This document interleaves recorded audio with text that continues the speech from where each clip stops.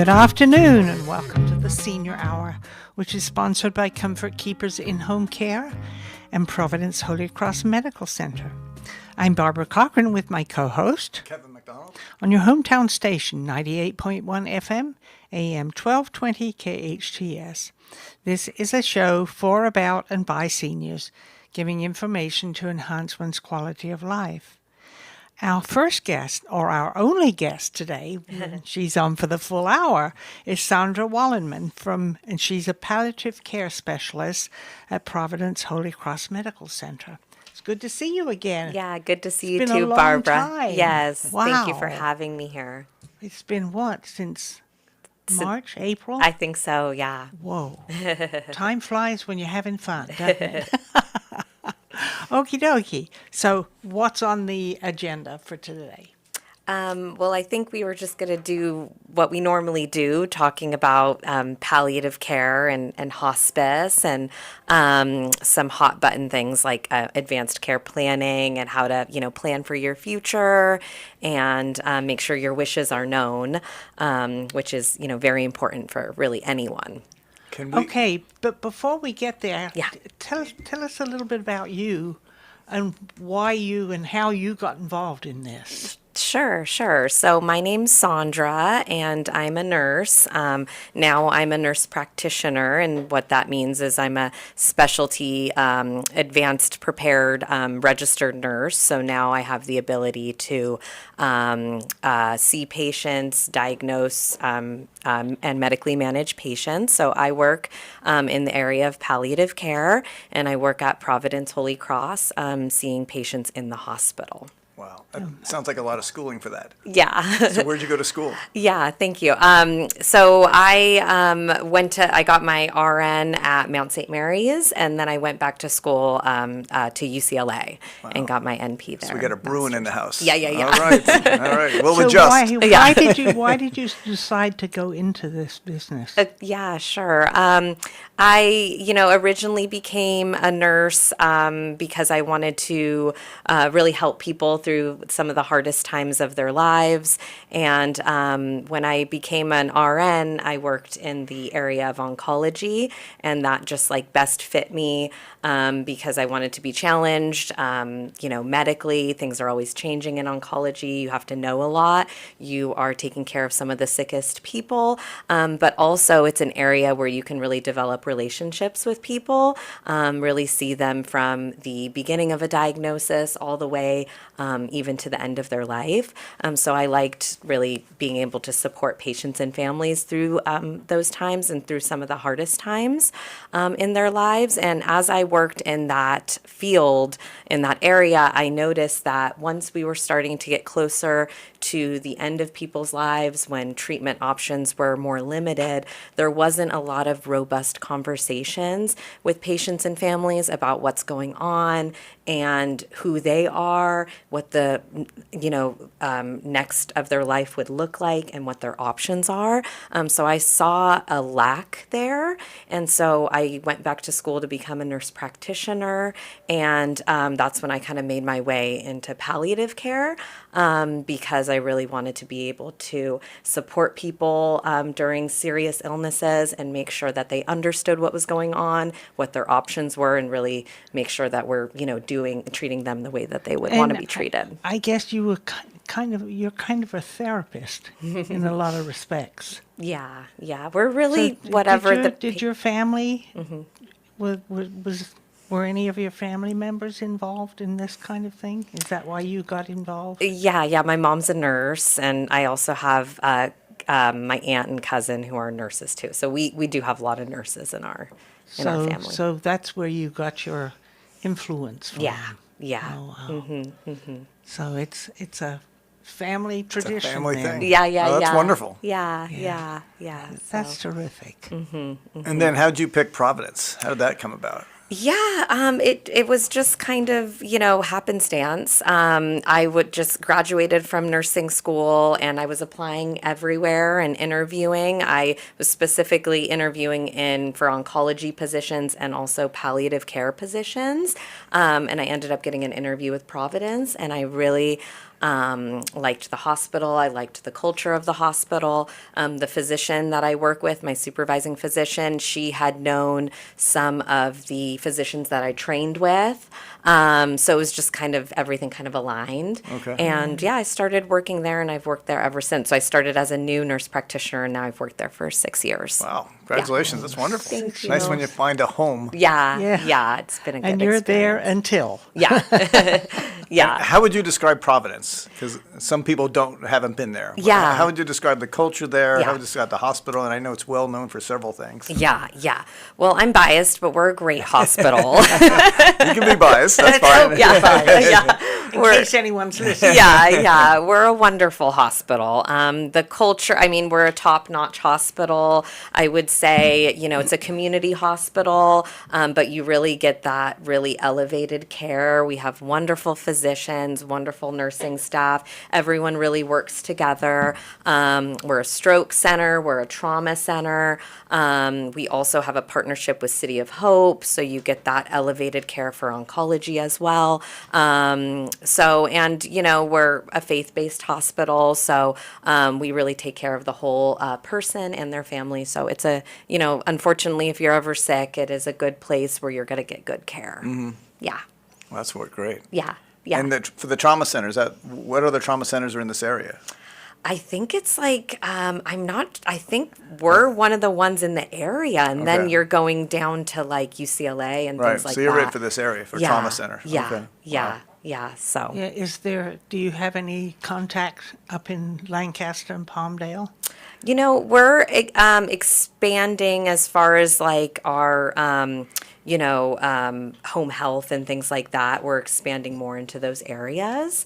So I think there is expansions that are going on. Oh, okay. It's still kind of a hard area where there's not as much, but I know that at least our home health and our hospice is expanding into those areas. Yeah. Well, I know they have Antelope Valley Hospital up there. Right. And I think doesn't Henry Mayo work up in that area? I don't know. some I don't areas. know for sure. I just know, like you said, the home health and the expanding needs are out there. Yes. And I've been doing some research on the growing population of seniors. Right. And boy, we are growing here. Yeah. Right, and so let me give you an example. So the general population now, about 13% of the population are seniors. Right. Okay, defined 60 or 65 and older. By 2030, between 2030 and 2040, we're going to expand to 22% of the population, which is massive. And you go from 13% to Yes. 22%, Yeah. and probably more than that. So you're like the health needs are going to be Yes. just that grouping is all growing up. The end of the baby Oh, boomers is yeah. hitting that stride, and they'll be in Right. their 70s before we know it. Yep, we're living longer, and with that comes more chronic disease and things like that. So that's why palliative care is really important, because we really take care of those people with serious illness and make sure that they're well cared for. So. And I'll be in my hundreds by then. And I plan to make it there. Yeah, that's Well, with the right care, Barbara, you will be. Yeah, you're doing good. You'll be pulling me up there. I need a co-host. Yeah. Perfect.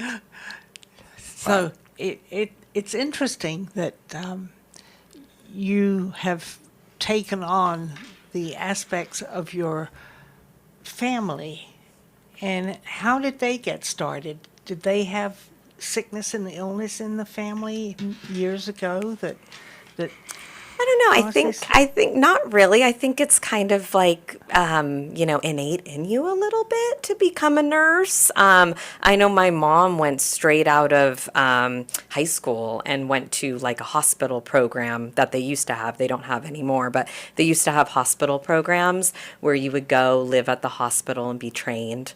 So that's interesting. I She's wonder from why they don't do that now. Yeah, she's from New York, and she did that. They were offering scholarship to like lower income families, and she took advantage of one of those scholarships because she was very intelligent and had really good grades. So she took advantage of that and went on scholarship to a hospital program.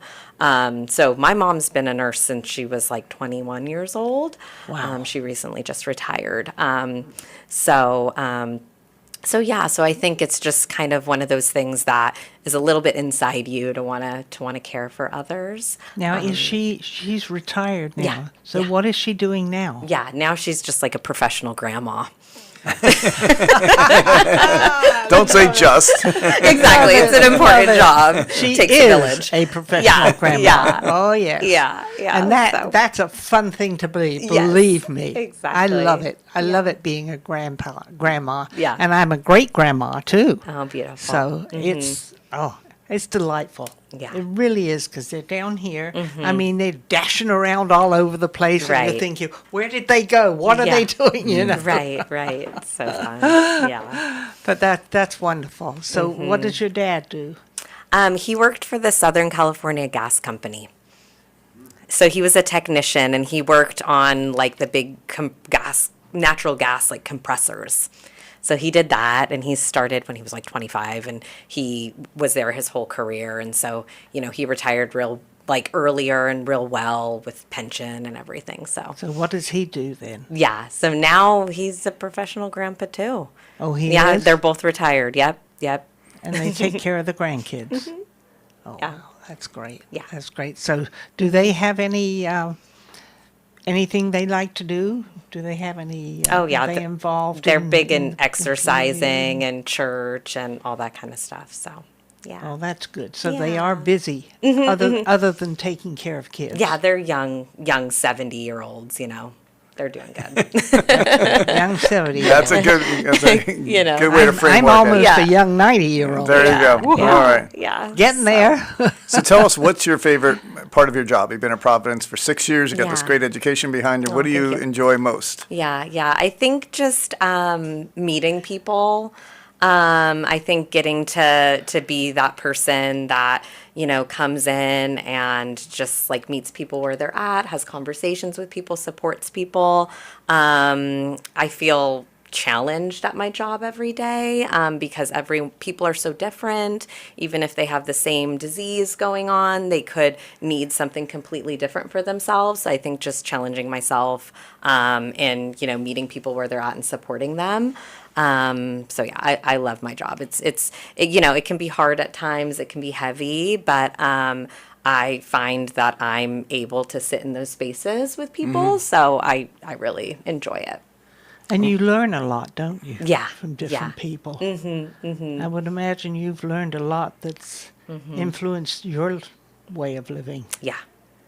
Yeah, especially when you're speaking with older people and listening to the stories they Right. have to tell. Yeah. Older. Yeah. Isn't that what I said? Yeah. Yeah. Oh, yeah. Older.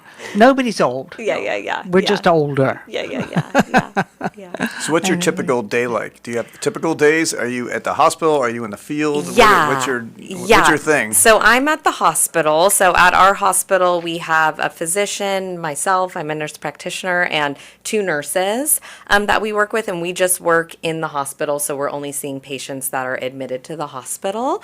So typically we're a consult service. So the primary physician or nurse practitioner will consult us on a patient to see a patient. We're a medical specialty, just like, infectious disease or cardiology or something like that. So we have our list of patients that we've been consulted on. We get to the hospital, we round as a group. Me and the physician split up the patients that we're going to see, and then I go and round on those patients and do notes and things like that. So that's typically what it looks like. On the outside, we do have a home-based palliative care group that I'm not a part of, but they do have a nurse practitioner and a doctor and everything, and they see patients out in the community. So we do have that options for patients who leave they the actually hospital. go to the homes? Oh, wow. Yeah. That's terrific. Yeah, and more medical groups are picking up like palliative care, having a palliative care group to do that. To do that. Yeah. And that's really needed, I think. It is because Because sometimes it's Yeah. very hard for Right. patients to go to a doctor's office. correct. Yeah, so they go to the house, and then they have a nurse's line that you could call in if you're having an issue, and it really is helpful in doing symptom management, continuing to talk about the goals for that patient and family, supporting them. They have a social worker, and it's helpful to keep patients out of the hospital and also continue to talk about the goals of their care. So that's Now, the 2 areas. how do you feel about long-term care insurance? I don't know too much about it, but I've heard that some people really, benefit from it. Yeah, I purchased it a long Right. time ago against my husband's wishes, Right, right. but I did it anyway. Yeah. And he told me afterwards, after we'd been using Right. them, he said, "I'm so glad you got it." Right. Because it really, oh my goodness, it saved tons of money. It's beautiful. Yeah. Because I had to have somebody come in and take care of Russ because he didn't Right. want to go to a nursing home. Yeah. He said, absolutely not. And he told me, he said, "I'm so glad you got long-term care insurance because they were there 24/7. Wow. That's great. They started coming in at night when I needed to go to bed and get a good night's sleep to take care of him during the daytime. Right. And then it got to the point where I couldn't handle it anymore because I was getting older, Right, yeah, and for I sure. needed relief from it too. And but they were wonderful, absolutely wonderful. That's great. They yeah. really filled a spot. They really did. And Right. I strongly suggest any families to get long-term care insurance. I really do because it's well worth it. Okay. That's good to know. Some of it's not cheap, Right. Yeah. but But if you need it. you need it. Right. You really do because it's very hard on family members Yeah. to take care of their parents. It is. Because as you get older, your needs are more. Oh, yeah. You know? Yeah. You sometimes have to be helped out of the bed, helped into the bed, Yeah. that kind of thing. Yeah. It's a lot. And Russ got to the point where he didn't even want to go to bed because he had a hard time getting up. Right. So he just slept in his recliner in the living room, and he was content there. And the care nurses came in every single day, single day. They were there on 8-hour shifts, Yeah. 3 different ones. But Wow. it was well worth it. It really for was. sure. So I encourage everyone to get a long-term care insurance. It's well worth it. It's expensive, but it's worth it in the long run. Right. Right. Really is. Tip. So do you see patients who have long-term care insurance? Not that many, and the insurance stuff is still a little hard for me. But we have. There's been a few that have taken advantage of it that I've known of. But yeah, not that many. So I think you're probably focusing on the patient and not worried about insurance. That's not your shtick. Yeah. I Because kind of defer you are to the. all into Yeah. into patient care. Right. And Right. that's the focus. Yeah. And so you're at the hospital and you have your team for there, then your team that goes out outside the hospital. What's the percentage? Is it mostly in hospital? Is it just a few percentage of your team goes outside? So we all stay in the hospital. Okay. Yeah, there's another team that's like outside of the I gotcha. hospital. Yeah. And I think they do see quite a few patients. I think they've got some hundreds of patients that they, Wow. follow for the long term. Yeah. Okay. And that's Yeah, where you can grow and expand in that area when you talk Yeah. about the other valleys. Yeah, right. Exactly. Yeah. That's a lot of people. Really is. Yeah. And they're all older people. Well, not necessarily, but the majority of them, yeah. Yeah. Yeah. So not all of them. So what's Not all of them. No, we're seeing a lot more young people be diagnosed with serious cancers. Okay. Is what I will say over the last few years, in all honesty. People in their 40s and 50s Okay. that are quite sick with cancer. So that, I think, would be the big majority of, like, young people. Okay, so that's your breath is growing Yeah. sadly, I guess. Yeah, and then as you mentioned, people just getting older and having, the chronic diseases that happen with the wear and tear of your body as you get into the 80s, 90s, 100s even. So we're seeing more older people. Okay. And that's where Barbara and I come in. Talk about those older people. Well, I want to dig into, maybe we come back from the break, we dig into palliative care. Okay, And sure. then some of the things we talked earlier, which I knew nothing about. Yeah, and yeah. we can hit into then. So, Sounds good. so we're going to take a break now. Okay. I'm Kevin MacDonald with my co-host Barbara Cochran on your hometown station 98.1 FM, AM 1220 KHTS. Welcome back to the Senior Hour. I'm Barbara Cochran with my co-host Kevin MacDonald on your hometown station 98.1 FM, AM 1220 KHTS. And we're speaking with Sondra Wollenman from, she's palliative care expert from Providence Holy Cross. And we have a couple of areas that we're going to discuss. Yeah, thank right? you. Kevin? Yes, we are. Yes. Can you describe to our vast audience what palliative care is? Because I'm still struggling with the definition. Sure. So palliative care is a medical specialty. So we're a medical specialty like, cardiology, infectious disease, that type of thing. We are board certified. So our physicians and nurses do take their boards and become board certified. So we're a medical specialty. And what we do is we care for patients that have chronic or serious illness. So we do whole person care where we really look at, physical symptoms, anything psychosocially going on, spiritually, and then we also do advanced care planning. So the goal when you're receiving palliative care is that you have a disease that can be life-limiting and can, come with a lot of symptoms and distress. So you need an extra layer of support. But the goal while you're receiving palliative care is still to be receiving aggressive treatments for whatever diseases you're dealing with. So we work in conjunction with other doctors, like your primary doctor, your oncologist, your cardiologist. So we work in conjunction with them because that's still the goal. So another layer Yeah. to the medical field to Yeah. help you out. Yes, Wow. exactly. Because we know that when people have these chronic and serious illnesses, they can be dealing with a lot of symptoms, a lot of distress.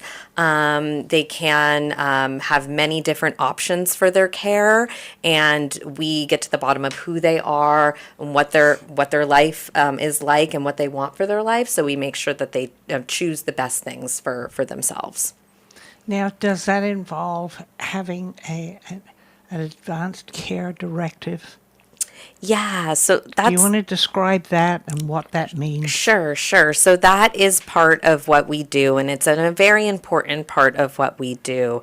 So we call it advanced care planning, and what that means is completing documentation to speak to what your medical wishes are for the future, and then sharing those documents with your loved ones. So there's two things. There's an advanced directive, and that's where you write down who you would want your medical decision makers to be in the case that you were unable to make your own medical decisions. Now, do you put that in a trust?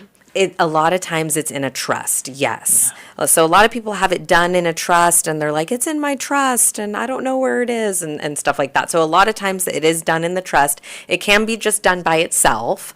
Where, like I said, you fill out your who you would want to make your medical decisions, and you can put however many people you want on there. You can really put anything you want in that directive, but that's the main thing. You can also put what your medical wishes would be, any end of life wishes, that type of thing, and then it's signed by two witnesses and yourself, so you have to be cognizant and able to make decisions to sign for yourself, or it can be notarized. So that's one document. The other document is called a POLST form, a POLST, and that stands for Physician Orders for Life-Sustaining Treatment. And these forms might look a little bit different state by state, but in the state of California, that's what it's called.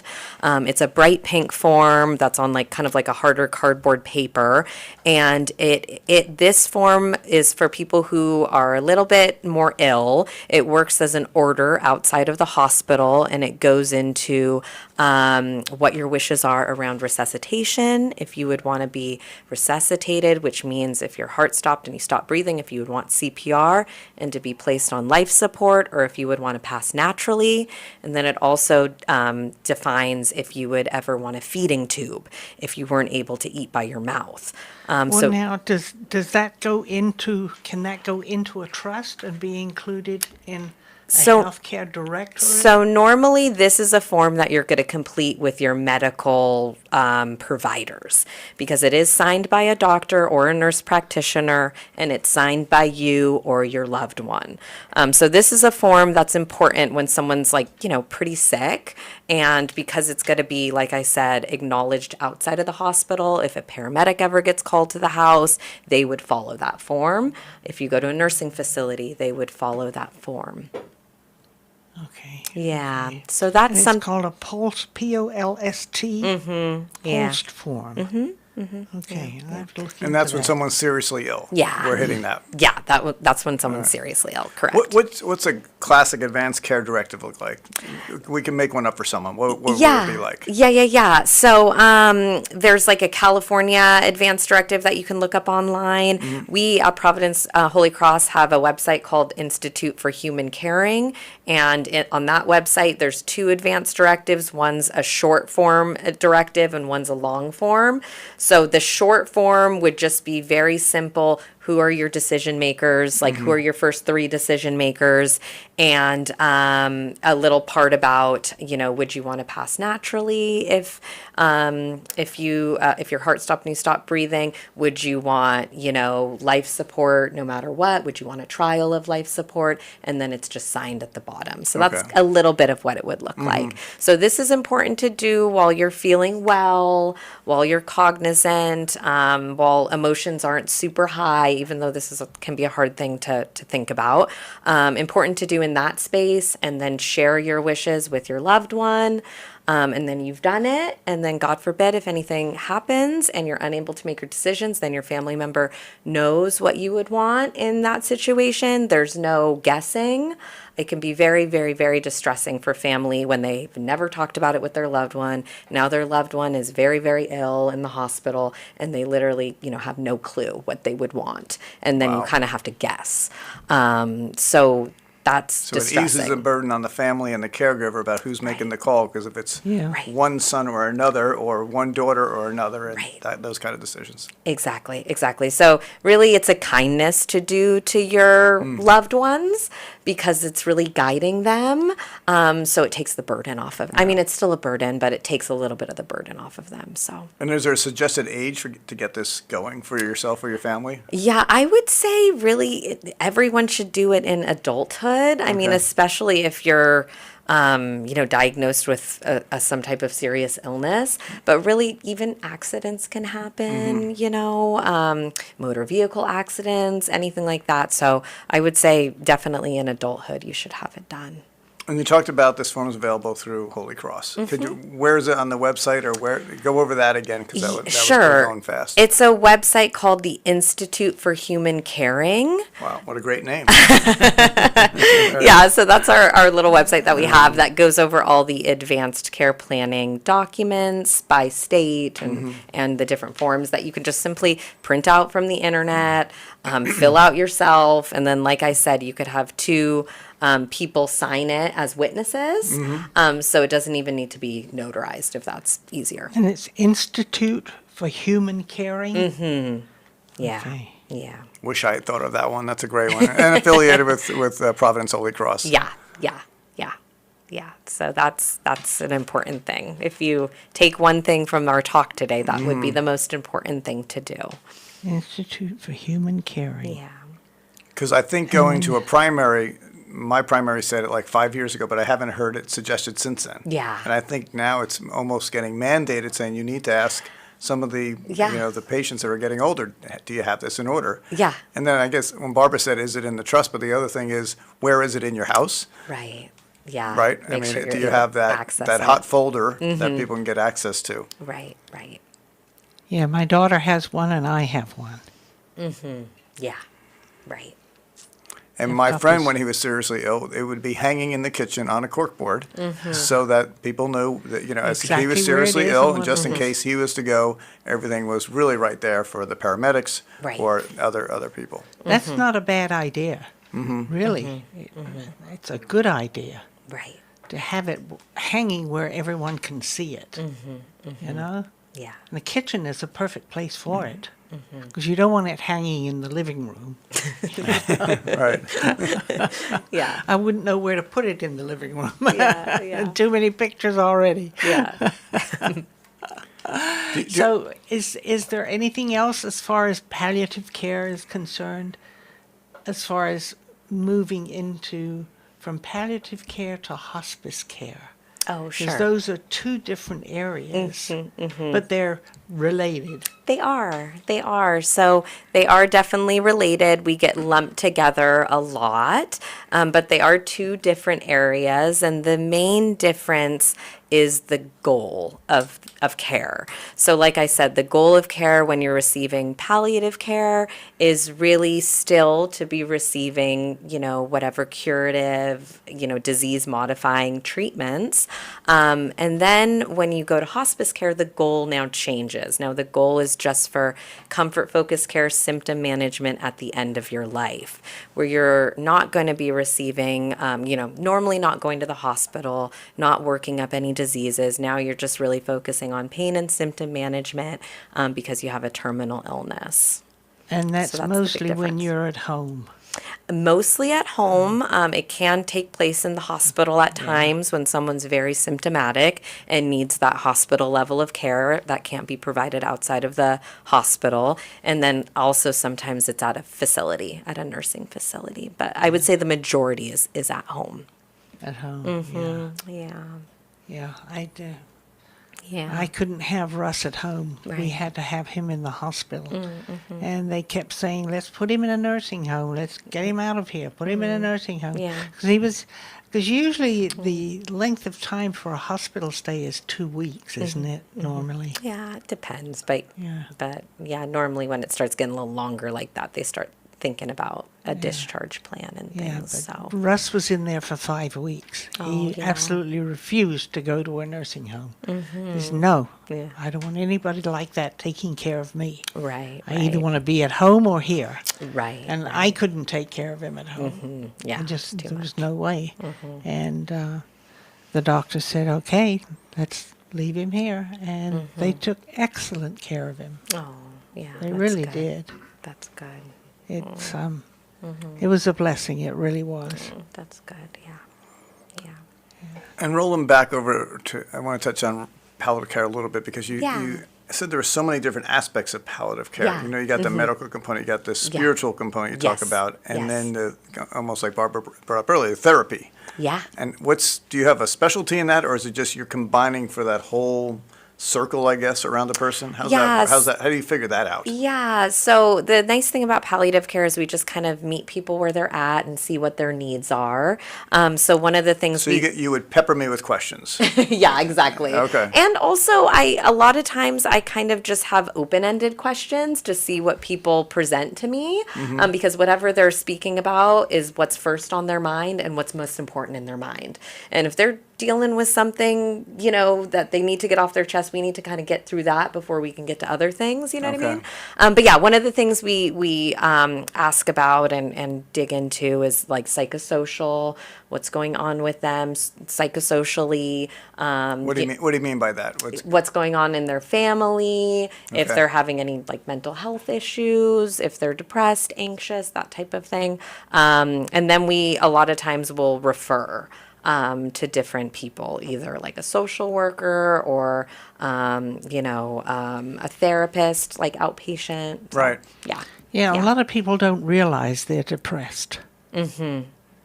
Yeah. So do you as a group, are you able to pick up on when somebody's depressed? So you have a therapist there. in your Yeah, so group. I think the big thing about our medical specialty is it's really about kind of like feeling the room, feeling the environment, really listening to people and noticing what's going on.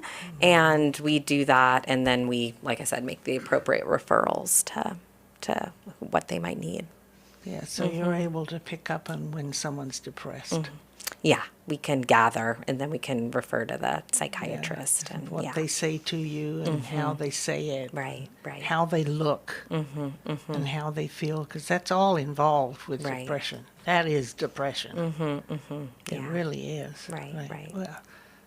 what's life all about? I don't have any more time to live, and and Yeah. that really takes hold of people.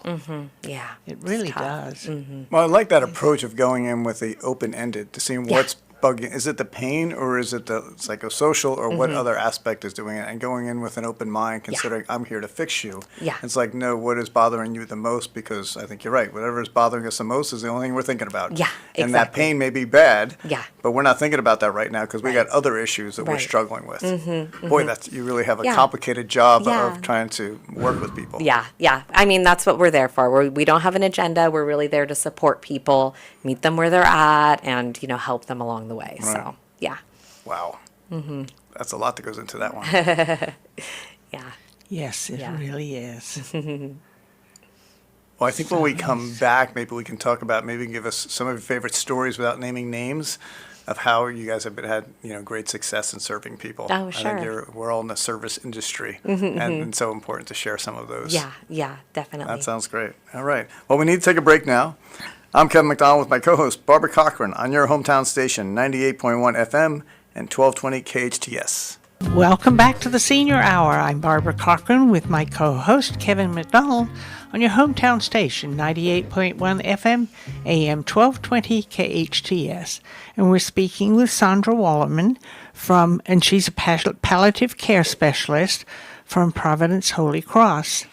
And how are we going to wind up this wonderful hour? Oh, yeah. Well, Barbara, I think we've learned a lot today. We No. got advanced care directives, right? We got Pulse. Yes, yes. We got the Institute for Humanitarian Care. Is that right?